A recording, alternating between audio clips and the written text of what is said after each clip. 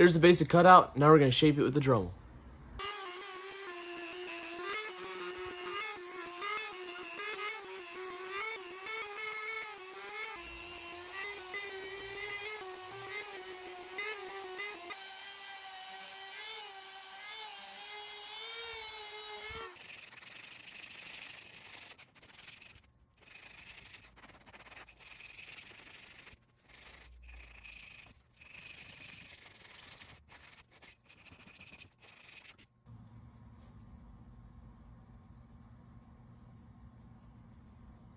If you guys didn't see the last video yet, I made this 3-piece swim bait with the hinge joints, and it ended up really cool. But for this week, I wanted to make a simpler lure since this was kind of complicated and I've never done the hinge joints before. So this one's really just the basics, and if you've never made a fishing lure before, this is a great spot to start with a crankbait or a lipless crankbait. So definitely really cool. And the next step is to cut out the lip with this Lexan polycarbonate sheet I have. And I think I'm going to go with a coffin lip because I've never done one of those before.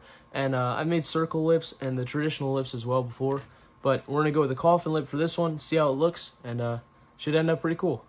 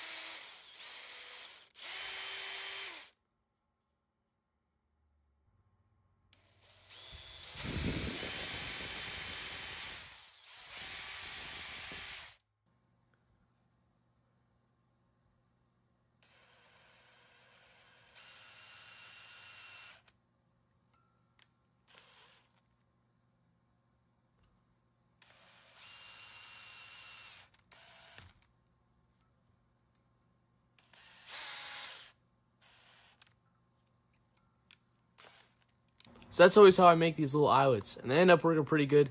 For this, I use 20-pound steel wire, and then it bends right into place just like you want it. And then I'll just nip off the end of there for the length that I want for the lure. And I also recommend wearing glasses when you cut those off because they can fly pretty far.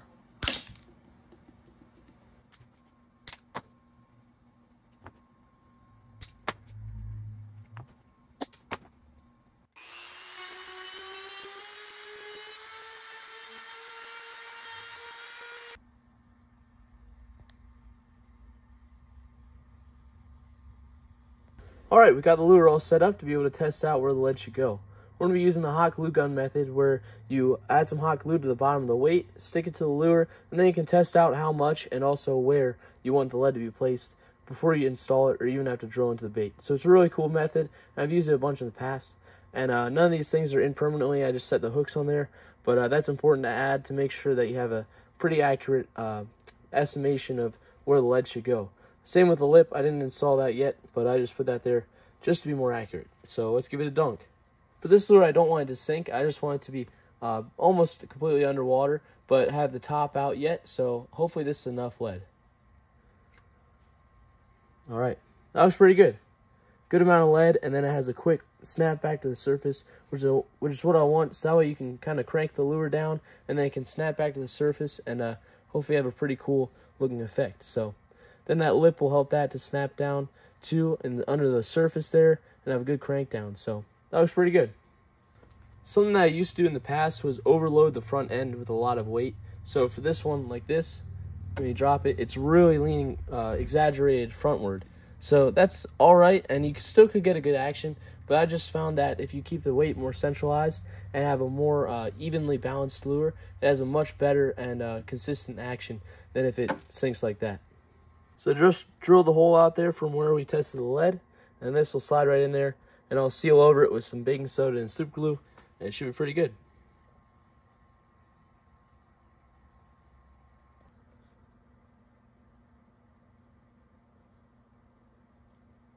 Also, another thing I like to do is to wait to add that bottom hook hanger, just that way it's easier to sand the lead hole, so that way you don't have to sand around the hook hanger. And then after you're done sanding the lead hole and making it look all smooth, then you can add the hook hanger, and it's just a much easier process.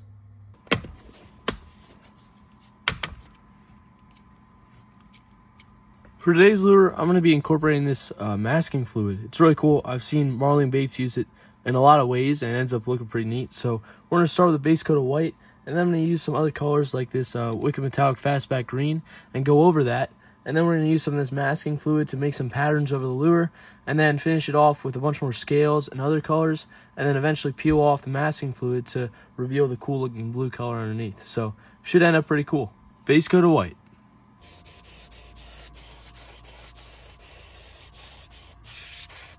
I added 2 coats of white, so it's a pretty good solid base that we could start with. And then I'm going to add some Wicked Metallic Fastback Green now. I'm just going to try to fade it into the white, so start a little darker and then work my way lighter to the bottom, and then we can add some of that masking fluid. But this Wicked Metallic Fastback Green is probably one of my favorite colors that I have, and it's really neat. I don't know if you can tell there, but it's like this green and gold flake with that blue, and it really adds a cool metallic-y color to it, so should end up pretty neat.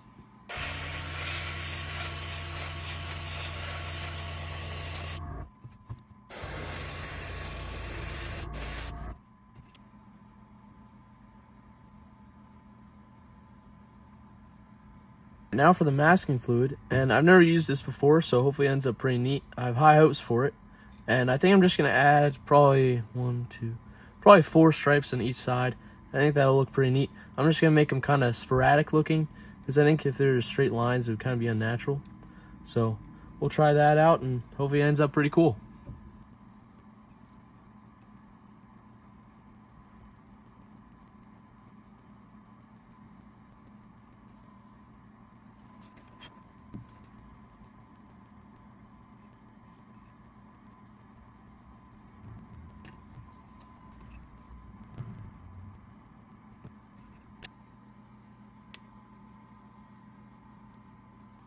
This is kind of an example of how this masking fluid works. So I put a little bit there, as you can see.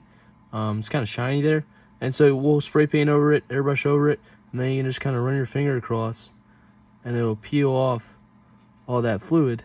And then you just have that little material, you throw that away, and then you have that mark there from where you sprayed over. It's really a neat thing.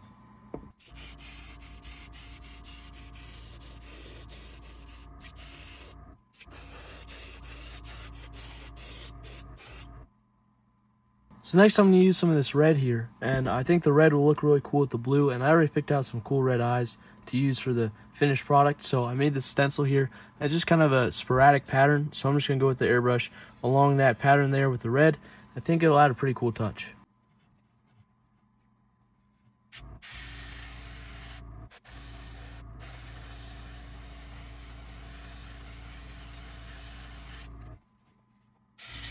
Now some silver scales.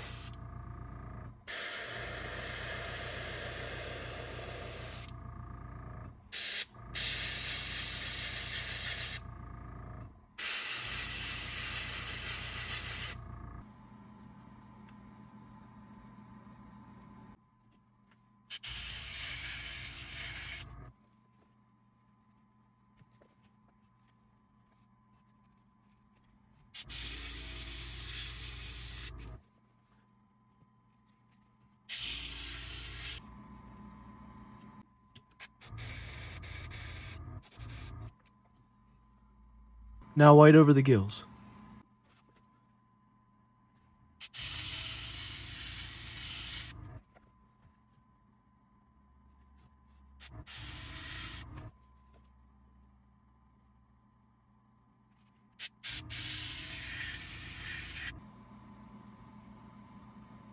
Now I'm going to use the same stencil and add some more colors throughout the gills.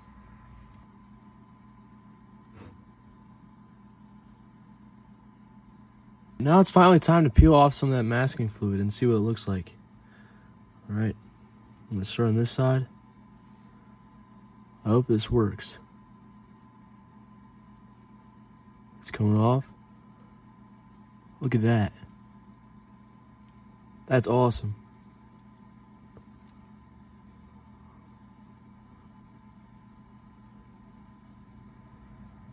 Another one right here. Yep. Wow.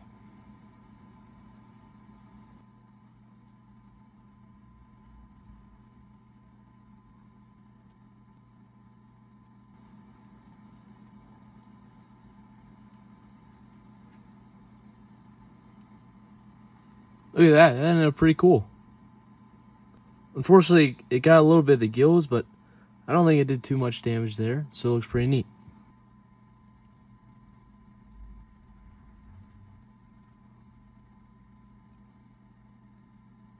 Oh, this one looks like it's gonna get a lot of the gills.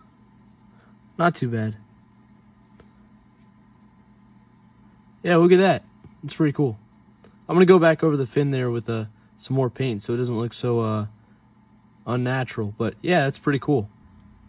I don't know if I like the paint scheme better before I peeled off the masking fluid or after. I don't know.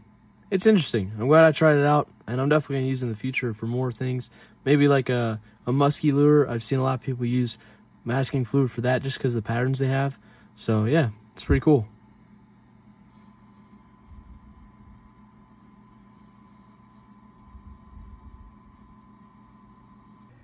I just finished resining the lip in, so we'll come back tomorrow to clear coat. Sorry, it might be a little loud. It is raining right now, but this is the finished up lure. I think it turned out really cool, and it was really fun to try to experiment with that masking fluid to try out that new process. I think it's pretty cool. I think I can utilize that in a lot of different ways with future lures. But this one turned out really good. And the pond where I went to record the fly fishing and the bass fishing, the farm pond, over the summer, I think this would be a great place to take this lure and try it out too in the summertime when it gets a little warmer, because it is a bigger lure, but there's some really good sized bass in there. Caught my personal best there, and also it does have a lot of bait fish in that pond as well. So I think this will do very well in that pond, and I'm really excited to try it out. So should be a lot of fun, and that is the finished lure. I hope you guys enjoyed watching the video. It's a ton of fun to make this, and we'll see you in the next one.